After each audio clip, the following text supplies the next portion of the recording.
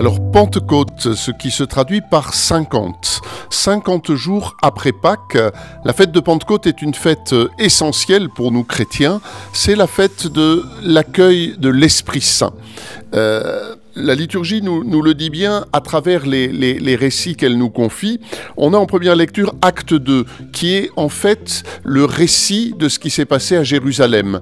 Alors qu'ils étaient tous enfermés, à un moment ils sortent et tout le monde les entend parler sa propre langue.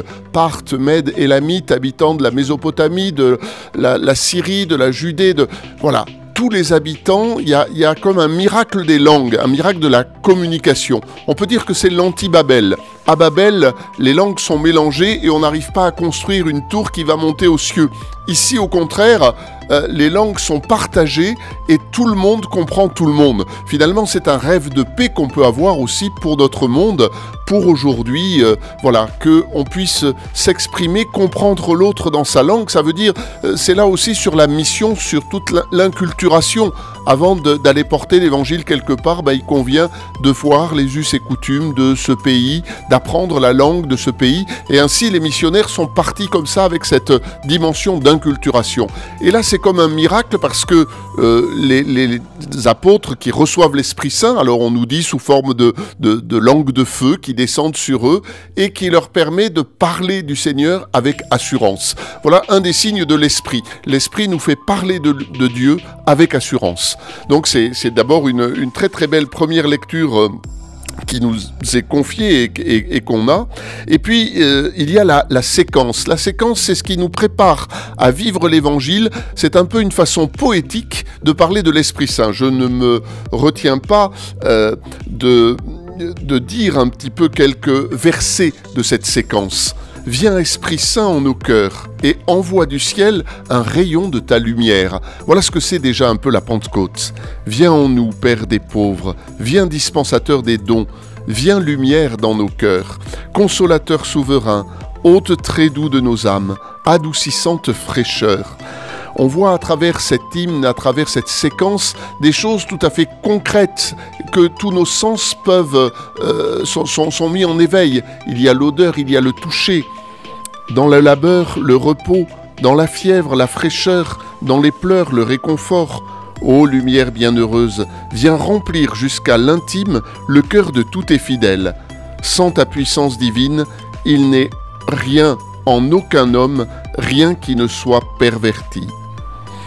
Lave ce qui est souillé, baigne ce qui est aride, guéris ce qui est blessé, assouplis ce qui est raide, réchauffe ce qui est froid, rend droit ce qui est faussé, à tous ceux qui ont la foi et en qui en toi se confie, donne tes 7 dons sacrés, donne mérite et vertu, donne le salut final, donne la joie éternelle.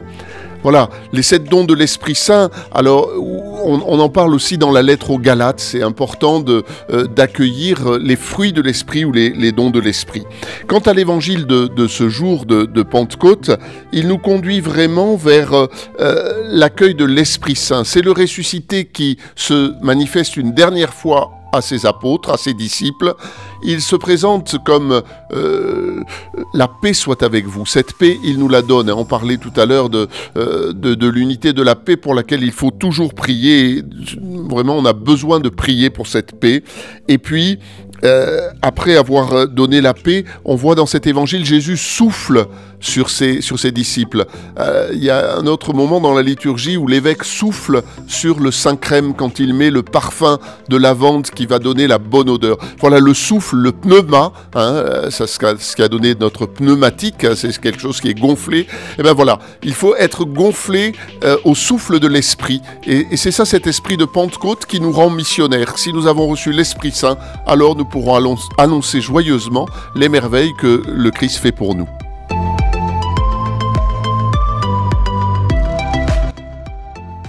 Alors, il est très vif parce que, justement, le temps des ostensions, c'est le temps de l'après-acte des apôtres. C'est-à-dire, dans les ostensions, on vit et on fait mémoire de ceux qui ont reçu ce souffle et qui sont venus jusqu'en Limousin porter la bonne nouvelle. Et donc, c'est ce souffle de l'esprit qui est toujours présent dans les ostensions, c'est-à-dire dans les témoins que nous allons évoquer, nous allons porter en procession des reliques, nous allons invoquer l'Esprit Saint pour que cet esprit qui a inspiré ces premiers témoins à venir porter l'Évangile dans notre diocèse de Limoges, eh bien, il soit toujours présent et vivant, non seulement pour une mémoire passée, mais pour une actualité de cet appel à la sainteté.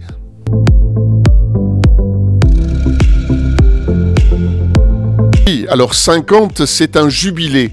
Dans la Bible, tous les 50 ans, on remettait les dettes, les péchés, c'est quelque chose de très très important.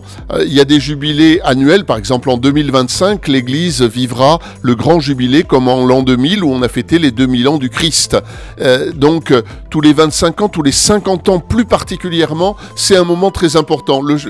Dans l'Écriture, Luc 4 nous dit bien ce que représente un jubilé. Il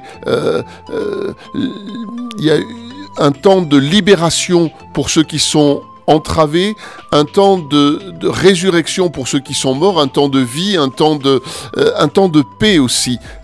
Voilà, je crois que c'est quelque chose de très fort 50. 50, c'est vraiment déjà une plénitude. Et dans une vie, c'est 2 générations. On dit qu'une génération, c'est à peu près 25 ans. Voilà, 50, ça fait 2 générations. Voilà un peu la symbolique de ces 50 jours après Pâques. Bien sûr, chaque jour est une Pâque, en tout cas chaque dimanche est une Pâque, et chaque dimanche peut être aussi une Pentecôte, c'est-à-dire Pâques, Pentecôte sont liés, et ainsi, eh bien, à l'envoi, on est envoyé au nom du Père, du Fils et du Saint-Esprit, et c'est l'Esprit qui nous envoie porter la bonne nouvelle.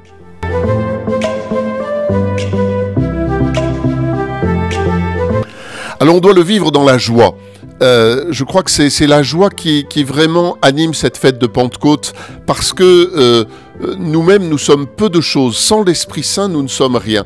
L'Esprit, c'est celui qui vient en nous au jour de notre baptême, au jour de notre confirmation. Donc ça sera quelque chose de très important aussi. La veille de Pentecôte, souvent, traditionnellement, il y a une vigile, et les adultes qui ont été baptisés, certains jeunes aussi, seront confirmés. C'est vraiment le temps favorable pour le sacrement de la confirmation. Donc on peut la vivre vraiment en union de prière avec tous ceux qui vont recevoir à nouveau l'Esprit Saint dans le sacrement de la confirmation.